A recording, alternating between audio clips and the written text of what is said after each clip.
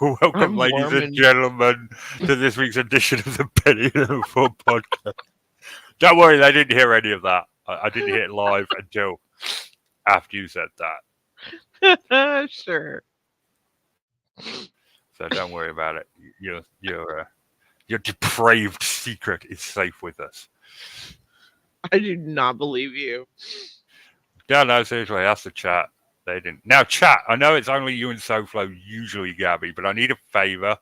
Tom said he's going to make it, but he's going to be late. So when he comes, I want you all to be like, oh, wow, Richard did such a good job of explaining that ferry thing. But we're not going to actually talk about the ferry thing until he gets here. I just want to mess with him. Because that's just, it makes me happy. I'm not a very nice person. I had one of those epiphanies the other day where I was like, maybe the rest of the world isn't wrong. Maybe I'm the problem. Maybe I'm just a miserable cunt. Wait, maybe? Yeah, maybe.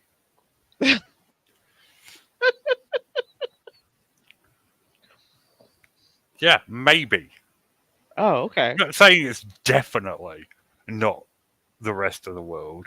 I'm saying, maybe it's me. Maybe I'm the problem. Maybe I need to be a bit more positive and happy-go-lucky. Okay, Taylor Swift. What? I think I think you're pretty What is? What Have is that you even? that lyric, it's me, hi, I'm the problem, it's me. I didn't say that though, did I? So You came pretty damn close. yeah, but I didn't actually say it. I was just letting you know that I think that you're pretty happy go lucky. But also, yeah, sure, you're part of the problem sometimes. You can be a pretty miserable cunt, but so can everybody else.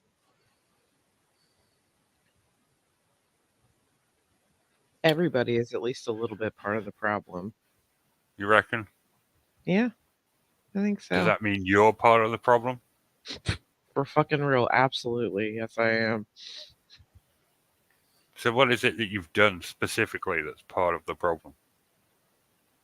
I think I spent, I don't know, a, a good 20 years in service to like an organized religion that I don't think helped anybody. I've done a whole bunch of crap. I'm not going to go into deep, dark, horrible stuff, but I've done bad stuff. I've lied, I've cheated, I haven't stolen, but yeah. Huh. Maybe it is the rest of the world. I haven't done any of that stuff. Dick.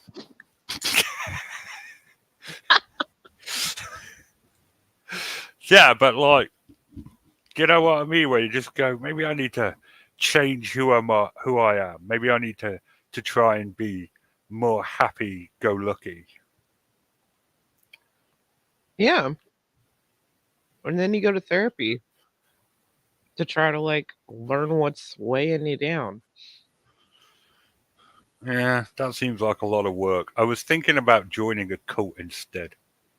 Oh, you know what? That's even better. Yeah, that's more healthy, I feel. Yeah, I think so. Because Like all the just cultists I know are always smiling. right? You ever see a Scientologist frown? No, Exactly. No, no. I not mean, allowed. we call Scientology a cult, but when you get down to it, their beliefs aren't that much different from Christianity. Absolutely not. No. Yeah, but you have I more mean, fun as a cultist, Gabby, not as a cult leader.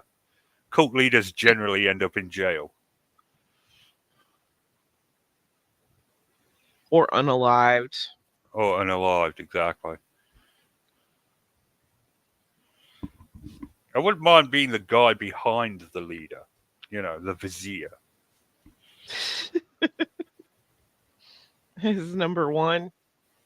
Yeah, his number. Yeah, I wouldn't mind doing that. That'd be a good job. Because, like, he goes to jail, the next cult leader rises up, and you can be like, yes, I will serve you faithfully.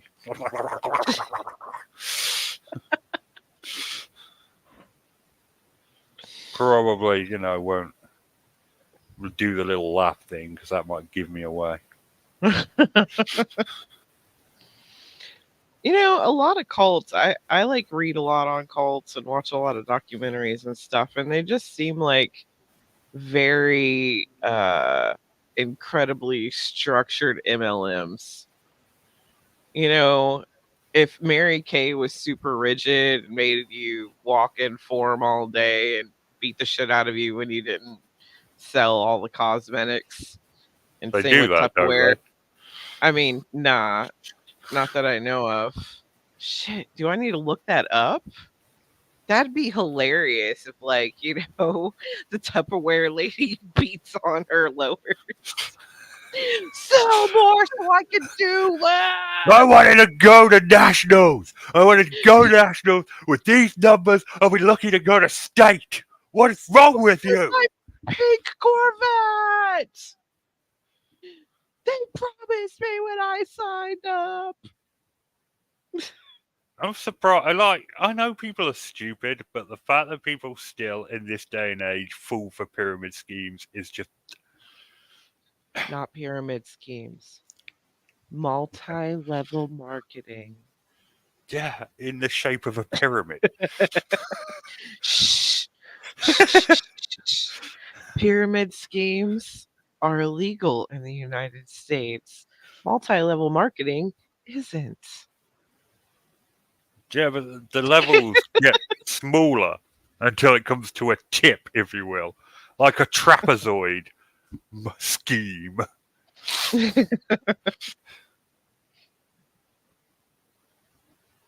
It'd be like, it's not a pyramid, it's a triangle. But yeah, I'm genuinely surprised people still fall for that. Yeah, I do be loving Mary Kay though. Their lotions are so good. Right, but you wouldn't start selling them, would you? Nah, I legit did that a long, long time ago. I was in my teens and I didn't know better.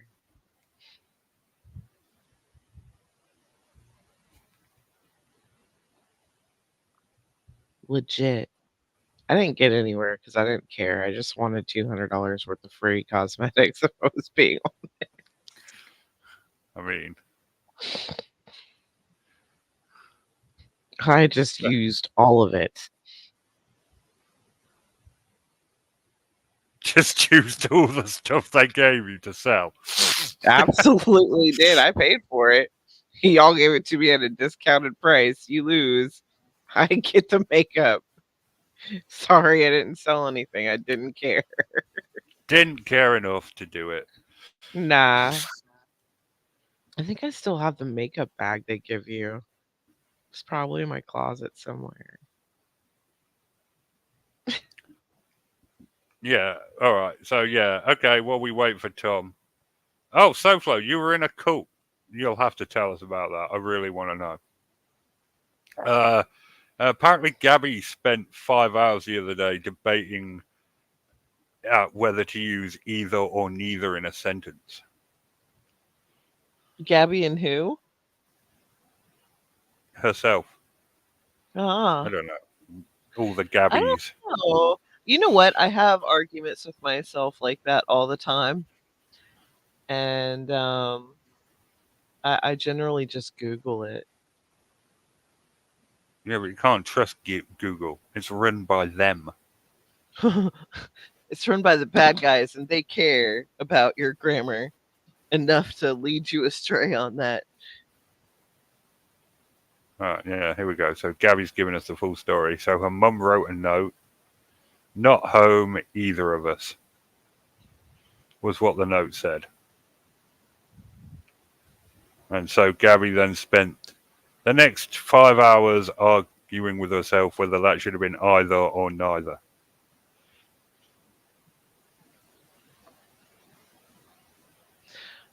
Ah, that is a good question. I would say neither, but I'm not sure. Because you're meaning, well, it could be either of us too. I don't think that there's a wrong answer, Gabby. Did you ever find the proper answer? Yeah, great. Now Nikki's thinking about it. You're contagious, Gabby.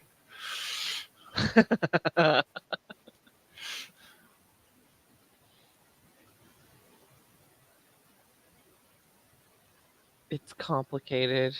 Yeah, I get that. It's not complicated. It doesn't matter. You know what the note said. Yeah, I think neither sounds right because I don't know. I see it just feels like that implies the both of you. Specifically too. I don't know.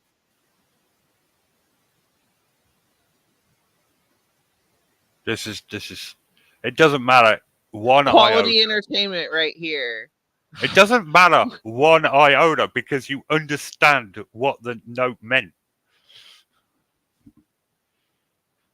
Yeah, I do get you, Gabby.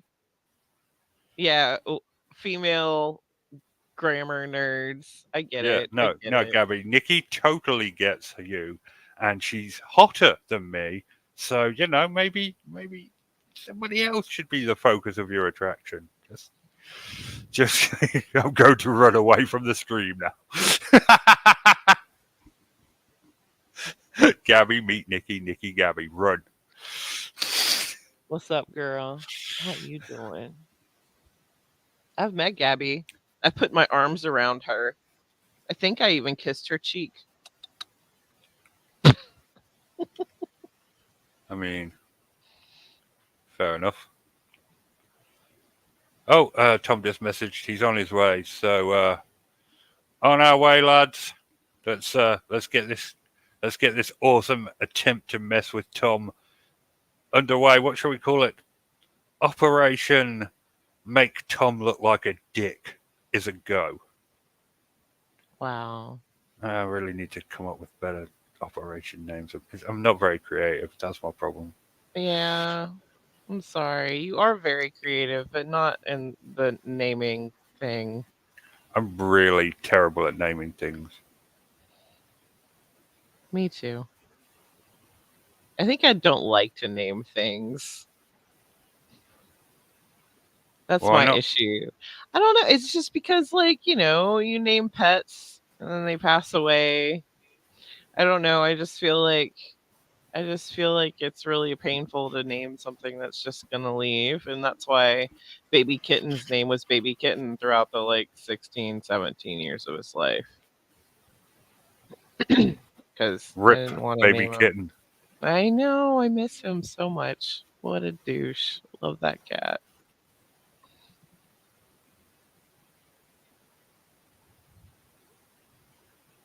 I mean, I'm really not hard to find, SoFlo. Live in England. My profile picture is a Disney portrait of a balding man. All right. Anyway, so yeah, that's the whole Zebrugge story about the ferry in a nutshell. Thoughts, chat? Oh, hi. Are you talking to me, Richard? No, I was talking to the Oh, chat. no. I didn't think about it that way. Like, I didn't even, I'm going to be honest, I didn't even research the ferry, but wow. You started talking about the ferry without me, you scumbag. Yeah, we just finished discussing it. No, you did not. You better be having me on. You said you'd give me 20 minutes. Yeah, but changed my mind. Called an audible. You know how I be. Oh, how charming. What, so I've missed it? No, I was just messing with you.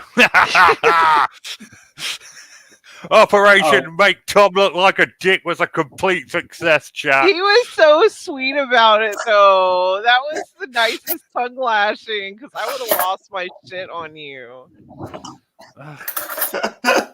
Well, In Discord, I there would have sounded- been I sound- messages. I sounded like a flipping 5-year-old. You started without me. You Oh, bastard. Brilliant. Absolute brilliant. That couldn't have gone any better. All right. So you're here now. We can talk about the ferry. Yeah.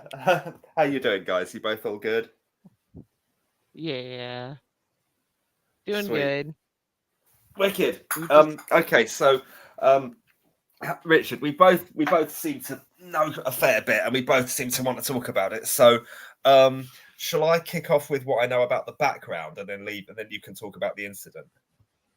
Yeah, sure. Go. Okay, great. Well, the background was in about 1980, a ferry company called Townsend Torreson, English ferry company, built 3 rather huge, certainly for the time, roll-on, roll-off ferries called what the Spirit Pride of class. Free Enterprise, the Herald of Free Enterprise, and I forget what the third one was. They were, I think, it's I'm not particularly well informed on this, but I think that there were no sort of regulations. I mean, in most industries, regulations come after some catastrophic event. Humanity throughout history, see Titanic, Hindenburg, has not been the greatest at preparing for big disasters with huge vessels in advance. Also see R101. And it was a very unregulated industry. These ships were built with doors that weren't a massive raise at the bow and the bow and the stern. They were clamshell doors that opened from side to side, and whether these doors were opened or closed could not be seen from the bridge of the ship. They were some way above the waterline at least. And on at least one instance during the 1980s, maybe more than one, again, ill-informed, doing what we say on the tin, they'd done at least one complete crossing with the doors wide open, and it had all been absolutely fine. So, they were so sort of the stakes were they were perceived as being relatively low, which tragically we're about to hear, would not be the case. So during the 80s, various people were quite concerned about this. The bridge crews said, "Can we have some sort of light indicator that will show on the bridge when these doors are closed?" But the management of the company thought, no need for that. And they didn't bother. There was a great emphasis on speed and efficiency and turning round the docking as fast as possible. And that was at the top of the priority list, not enough due attention given to health and safety. The procedure quite simply was, there was one boatswain whose responsibility was to push the button to close the doors. There's one person was responsible for checking everything on their deck and then heading up to the bridge. And he didn't even have to give an all clear and say, yes, the doors are definitely closed. No news was good news. And unless they were told, this person turned up to the bridge and said there was something wrong, the captain just assumed everything was all right. There was very little communication about these things. So that was the rather precarious situation which ferries were finding themselves in. It was getting very popular in the late 80s to do the booze cruise with duty free and to hop across the channel on these things. And there was a big promotion in the Sun for cheap tickets, or almost free tickets, or tickets for £1 or something like that. So there were an awful lot of people using these ferries by the late 80s. So, Richard, over to you. Right. So in 1987, the Herald of Free Enterprise left the port of Zebrugge, which is in Belgium, which isn't as far away as I initially thought looking at a map. But I digress. Anyway, so it left this port and basically sailed out into open water with the doors open once again because, no one had bothered to listen to management when they'd said, no one had listened to the staff when they'd said, look, can we have a light that flickers to let us know the doors are closed because this could be a problem. And management hadn't even bothered to hire someone to stand behind the guy whose job it was and say, for God's sakes, close the door, man. Correct. So he goes, the dude whose job it was to close the door decided the other guy that was supposed to relieve him was there, even though he hadn't seen him, and went off for a snooze or a cup of tea or something, I guess. So the ship left port with the doors open, and this time, instead of nothing going wrong, what was it? Oh, there was a word for it. Crouched, slunk. But there was a couple of specific reasons for that. I don't know if you know about those, Richard. Yeah, that's the word for it. There's the crouched, or it sat. Basically, the doors being open in shallow water meant that the water coming in formed a vacuum with the seabed, and it dragged. That's there's a word for it. Crouched or slunk or something. I can't remember I know it as well. I can't remember it, but yeah, it's when it goes over shallow water. You're right. A vacuum sort of appears between the hull and the seabed, and it's pulled downwards slightly. Also, do you know about the ballast thing? Yeah, the ballast was already inflated because to leave the port quicker, and they hadn't bothered to deflate it. Yeah, that's right. To dock successfully, they had their ballast tanks at the bow and stern, which they would fill with water and dip them, and that would dip that end a little bit. And yeah, they'd done that in order to be able to dock successfully and load cars onto both decks, because otherwise they'd only be able to load them on one of them because the higher deck was too high for the port. So they fill these ballast tanks. It all drops down a meter or so. The ramp will fit now, and cars can drive up onto the first deck. So, and yeah, as you've quite correctly said, they wouldn't drain the ballast tanks before they left. They would drain it while they were leaving, just to save time. So basically, this ship is going over very shallow water with its bow doors open and its bow ballast tanks full as it's getting dark. So the ship sank pretty quickly as well. 90 seconds. That's kind of bad, really, for a ship of that size. A lot of people died. Great tragedy. Like, at least I know still people died on the Concordia ferry, but like a very small percentage of the people on board. Over half the people died on board this ferry over something that was very preventable had they bothered to listen to the staff that were saying, look, mate, we need to do something about this door situation. That being said, it's not entirely the management's fault, because if your entire job hinges on, making sure doors are closed, and that is your one job that you have to do, then I'm sorry, it's not exactly rocket science, is it? No, it's just there was nowhere near enough fail safes in place. I mean, there was no CCTV or anything like that of the inside of the bow doors. And as always with these things, all the regulations come in afterwards. Now, what happened was as this water flowed in amongst the cars, the water has this free surface effect, and it flows if the boat tilts a tiny bit, then all the water can flow to that side, and very quickly the boat becomes unstable, and it listed to the left, it listed to the right, and then when it listed to the left again, it did a full capsize. Now, the one saving grace was they were over this sandbank, and that prevented the ship from sinking entirely. It went listed onto its side, but all the people inside were just sort of trapped in this freezing water, pitch black. All the electrics went, and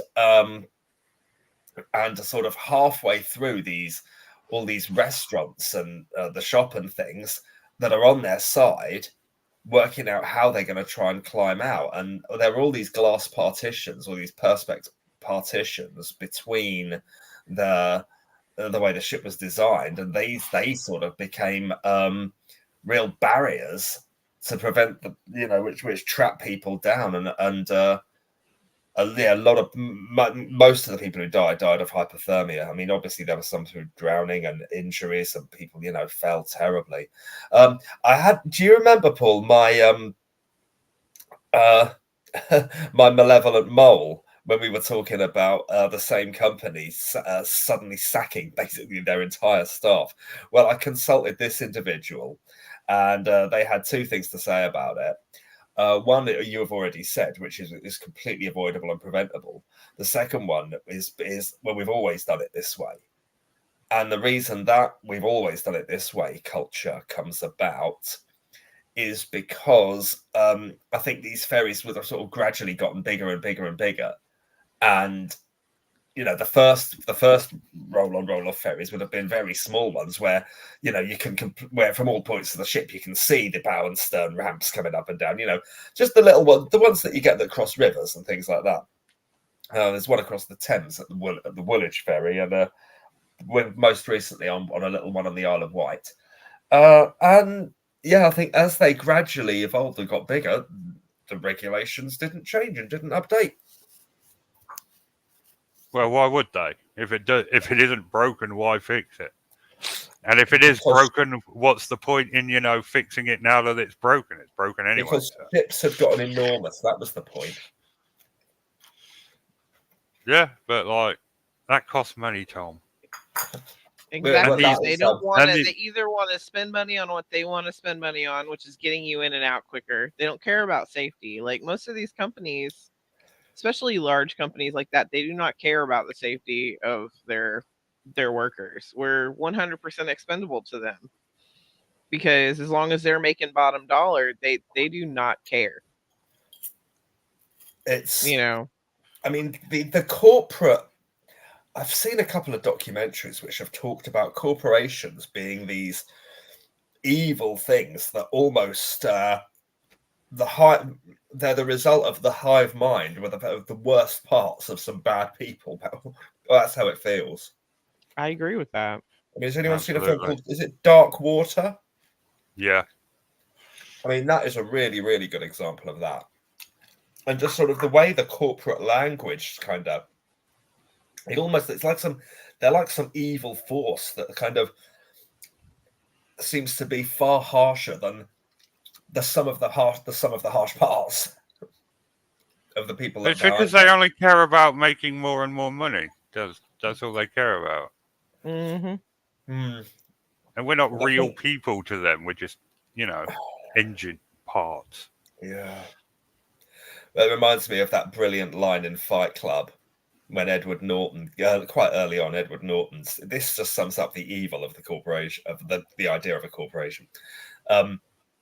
He says, my job is, if there's, a car of ours spontaneously explodes, burning it, immediately killing everyone inside.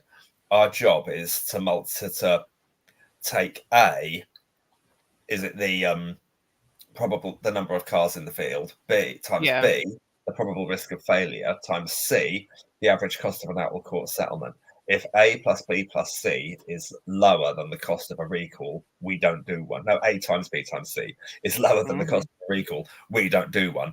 I.e., if it's cheaper for a load of people to die, but in a few of these accidents, if there's only going to be a few and we have to fork out a few million, well, we'd rather do that than fork out a few more million to recall the whole bloody lot.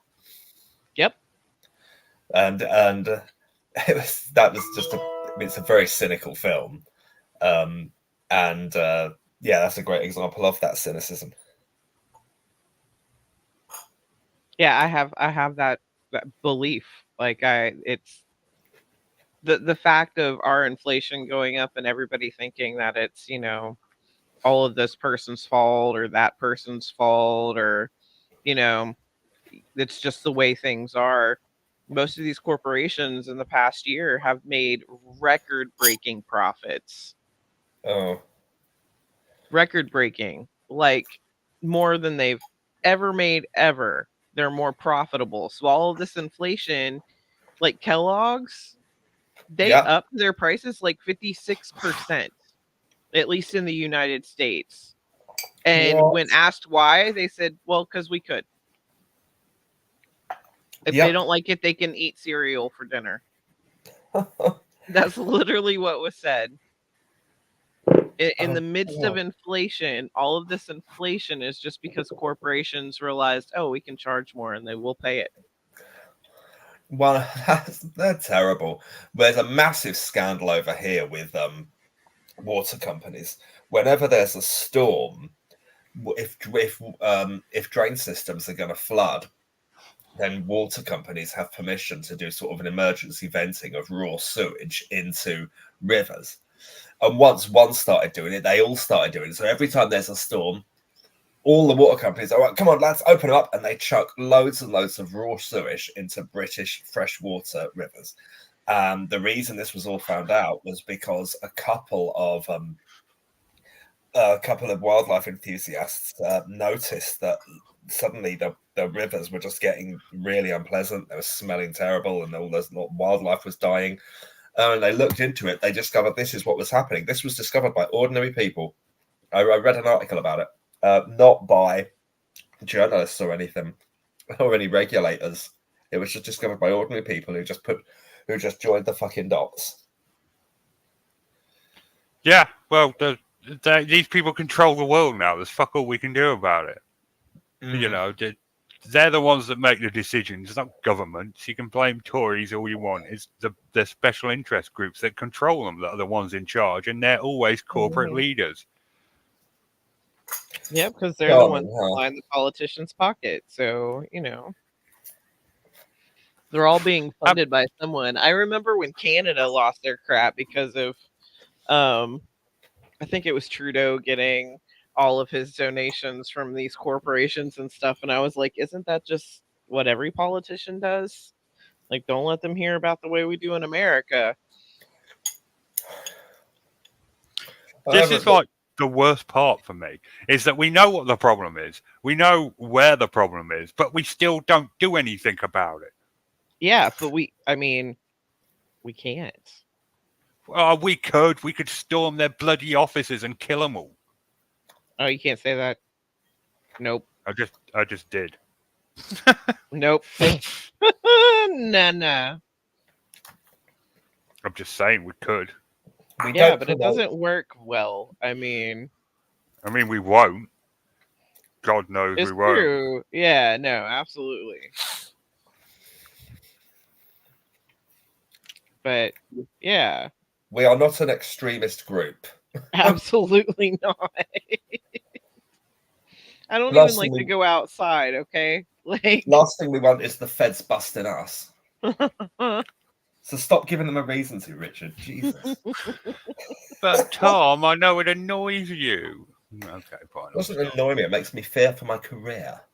Oh, right, yeah, sorry. I don't mean let's actually kill them. I'm just saying, you know, we know what the problem frustrating. is.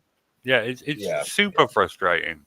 That these people, you know, there is no economic crisis right now. It's all completely artificial because they want us to pay more. Well, you know, they bought up, at least in the U.S., like I can't speak for y'all, but in the U.S., major corporations have bought up 60-some%, I can't remember, of single family homes. So that means that the new generation won't be able to own a home. They are going to own like 100% of it by like 2035 or something.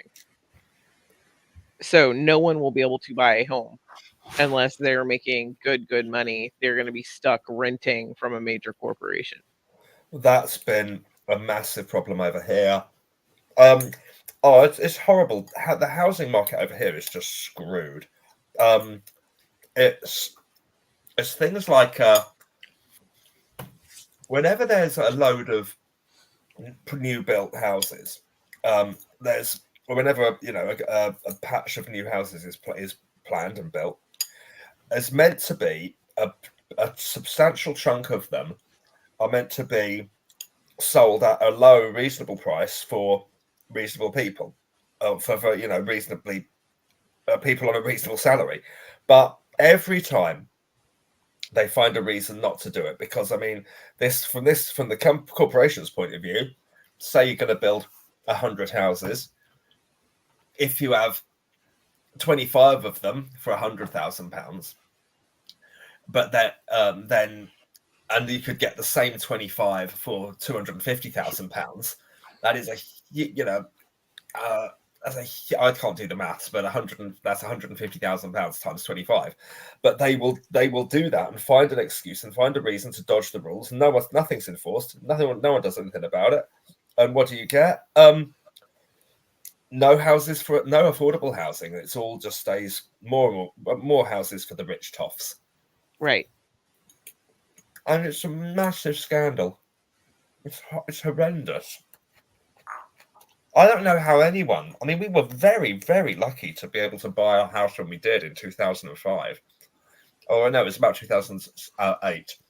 It's our house is at the time it was bought for £165,000, and that's almost doubled.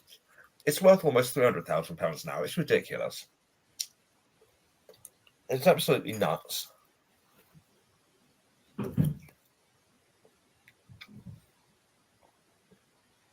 This is the world we created. I had this conversation with my brother earlier. It's like he was talking about existentialism, where you realize you're alive and you've got this brief moment of existence in between Life and death. Yeah. And, he's like, the worst part is, we could make it such a nice time, but we choose to make it as miserable as possible. Can't deny that.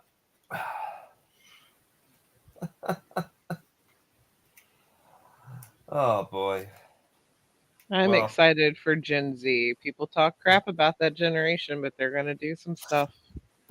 Yeah, I mean, eventually all these corporate leaders will die off, and they're naturally not through any action that we will take. And, their hippie hipster sons and daughters will take over, and we'll see what happens then. Yeah. Well, I hope I live to see it. Well, I've been talking about that with my roomie, and she's 24, and she's like, if these old coots would just flip and retire, some of us would be able to move up in the corporate world, but they just won't leave.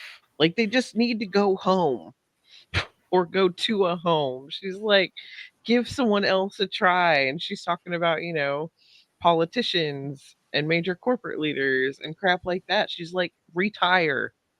You're old enough to retire. Give someone else a chance, because they're probably going to do better. And Gen Z, they don't take crap from their workplace. They just don't, because they realize, they've had millennials who, as an example of millennials in the US, we were running drills at work, and one of them was a code blue drill. It was just us pretending, just to make sure everybody knew what they were supposed to do. And it's something we have to sign off on like quarterly. Anyway, so my manager goes, hey, who wants to be dead? And like every person in there is a millennial, and everyone was like, I'll be dead. Just kill me. I'll be more, please let me die. We all just volunteered. And so Gen Z's being raised by that group of people, and they know that they weren't given the whole, oh, you're special, blah blah blah blah blah, you could do whatever. It's like, these bitches hate us and they don't care about us. So Gen Z comes in going, these guys don't care about us. I can go get another job anywhere else making the same, and I don't have to deal with a crappy boss or a crappy workplace or crappy, hours, that kind of stuff. They're just not going to stand for anything less than someone treating them with respect and like a human being. So, yeah, super freaking excited about Gen Z. I really am. Like, I don't think people think about it like that. Every Gen Z person I know works at least one job, several of them multiple. I know many Gen Zs who are working multiple jobs constantly. They work 7 days a week just to take care of themselves. Oh, But they're considered lazy. They're not lazy. They're just not working for a boss who's going to treat them like crap. If you go up to them, I've never worked with a Gen Z I've had an issue with, because the way I've always managed or led people or whatever was, hey, I've got all this stuff to do. Do you mind doing X, Y, and Z for me while I do X, Y, and Z?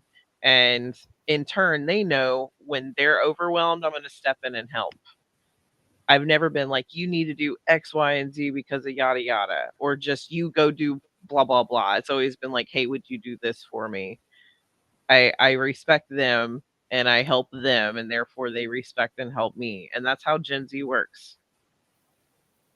And that's the way offices and workplaces should work anyway. The manager shouldn't just sit on their butt and do nothing. But yeah, I'm super excited for Gen Z. I think in the next 50 years, this is going to be a very different world if it doesn't implode on itself in the next decade or two. Well, yeah, quite. It's I have such worries for climate change. I can't imagine what the world will look like in 50 years. Anyway, I hope I'm wrong. I'd love to be absolutely, totally and utterly wrong. If all climate change is a massive hoax, then phew. About climate change, no, the science behind that is like 100%. Because that stuff was done back in the 80s before, like, science was completely owned by corporations. Yeah. Oh, man. Yeah, before you could pay a dollar amount to get published in a science magazine, whether or not you actually had anything to go on or not. Yeah, back when a peer review actually meant peer review. Right, instead of like, yeah, looks good Pay enough. to win. This is peer reviewed. My colleague looked at it half-assed and said it looked good to them. So Yeah, that's what peer review means, right? So yeah, maybe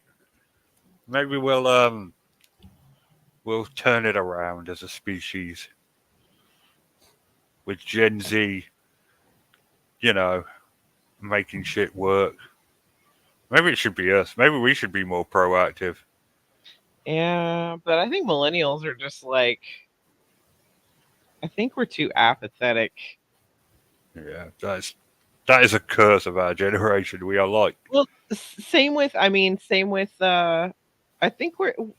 in some ways we're more apathetic than Gen X, which Gen X gets, they just don't give a crap. Gen X, I think, are more violent than we ever were, or elder millennials are. But I think a lot of millennials are just apathetic. They were promised if they did all this stuff, they could be whatever they wanted to be. They could do all this stuff, and then they realized later on in life that, what is this, our second economic decline we've lived through? Yeah.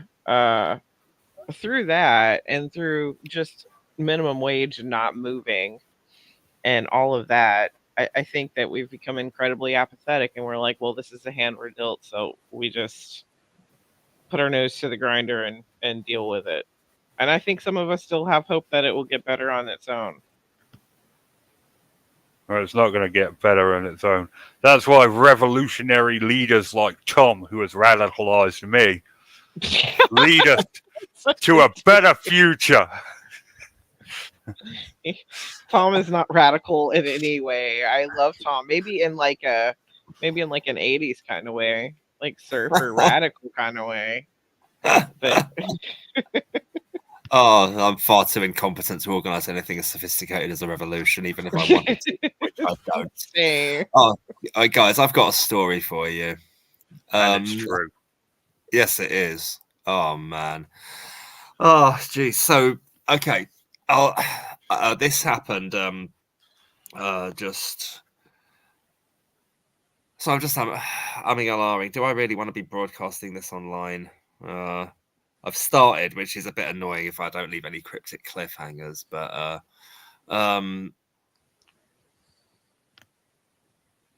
no, I'll just tell it anyway. So I had, I just don't want to come across as a complete misconstrued as a complete git.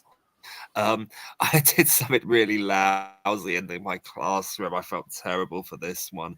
I was sorry, so I'm still in moral dilemmas. I'm just going to spit it out. I'm in class and I've got a we're tidying up. It's almost the end of the day. I've got 2 or 3 kids still here. And I gave and I was trying to tidy up these chairs. And then I was talking at the same time, and I thought I was looking at what I was doing, but I clearly wasn't, because just as I moved this chair, this kid shuffled across the floor to go towards the Duplo box, and I just heard this boing as the leg of the chair bounced off his head. And I was like, "Oh no!" I went, "Oh, I'm so sorry, I'm so sorry." And he was a bit upset, and I felt like a complete scumbag. People have been sued for less. Listen, I feel you. No, Tom, I did that. I did that with a surgeon, like a chair, a roller chair, like an office chair. Yeah. Because I have a surgeon who sits, like, if you're doing their left eye, he sits on the left side. If you're doing the right eye, he sits on the right side. So it was time to move the chair, and I didn't know till after the patient was in the room, and I sure enough pegged her in the head with a chair. I've done that. I feel you. But that was an adult, Nikki. He's talking about beating up kids. What I did was I gave him a ruler and let him give me a couple of whacks over the wrist with it. I mean, only pretend ones and mock ones, but it sure cheered him up. Wow. So not enough for hitting him with a chair, you wanted to bring back the cane. Bloody hell, Tom. Well, I allowed him to. It was only pretend. It was very light. It didn't hurt, but I let him do funny. that. That's funny. We all knew it was a joke, and we made yeah. we all had a good laugh about it. Yeah, That's adorable. Yeah, that happened. So yeah, I just didn't want to come across as a complete and utter scumbag. No, not at all. Like, I think all of us that have been around kids, have done something stupid, like accidentally trip them or bonk them on the head or knock them over or hit them with the door. You know, like, kids are constantly running around. It's hard to keep a tab on them, even if you just got one, but you probably got like 15. Yeah, well, I have 10 kids in my class. Okay. Yeah, that's a lot of kids. Yeah, well, I can't even use that in my defense, because it was almost the end of the day. There was only 2 of them still in the classroom. Everyone else had gone home. Much as I wish Jesus I could say, Christ, he handed you a lifeline, man.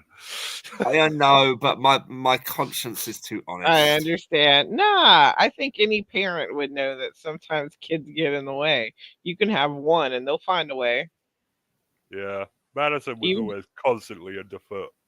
I was about to say, like, I know you probably tripped or accidentally hurt Madison or damn near killed yourself over her. Well, she used to have this little game when, I'd be lying on the couch and she'd take a running jump onto my nads. Yeah, that's a normal kid thing to do. She used to find it incredibly funny when I was doubled over in pain. You could tell I raised her. She was a shithead, and I did that. The Rubik's Cube, Gabby. You don't even know. As soon as we stopped recording, he turned into like this insane person about the Rubik's Cube. He was effing and blinding. He swore revenge at one point. He made such a big deal about that Rubik's Cube, Gab. Who, I did? Yeah. What? Gabby's been messaging me in the week, but she's been making absolutely no sense whatsoever. That's how you know she likes Gabby. you. I just kind of gave up, to be honest. I said, Gabby, I don't quite know what you mean. And she carried on talking cryptically. And I'm just like, I've got stuff to do, man. Well, you know, she was trying to pick your brain about the either or neither thing. I couldn't make head or tail of what she was trying to say. I'm sure she's going to be messaging me now and in a bit. And I'll have a. Well, you've I'll shown find weakness. You said it annoys you, so yeah, she's going to. Yeah. Okay, fair enough. You know, Gabby has never annoyed me. I love Gabby. Nothing but love. Okay. Well, There's a fan of lot. There's a Gabby. lot. There's if I said I loved Gabby, she'd be telling me to get out of her inbox for being a dirty pervert. So I'm not going to use those words. But there's a lot I Don't like. be a about dirty Gabby. pervert. yeah, I mean, it's quite simple. We all manage Yeah. to not be a dirty pervert on a daily basis, Tom. Yeah, why Well, can't so you do just I. I'm control good as yourself? gold, me. Control I'm your not- impulses, Tom. Oh, what? My impulse is to want to have intimacy with Gabby. I'll for those I'm intimacies- clipping that and I'm going to use it as the intro for the show. What? My impulse is to have intimacy with Gabby. I don't have any. I don't have any. That's brilliant. So I think we can wrap it up there. We've covered a wide variety of topics tonight. Either, a ferry sinking, and corporate overlords. Feel And like Tom we've really beating up his Yay. glass. and Tom beating up his kids. Yeah. Oh, I felt terrible. I explained it to the parents and everything, and I was back in his good books by the next day. And his They dad was laughed. like, They were like, haha, we hit with chairs too. next time use a phone book. It doesn't leave a mark. Wink. Good night, everybody. Good night, everyone. Night. We don't condone the beating of kids like Tom. Okay, just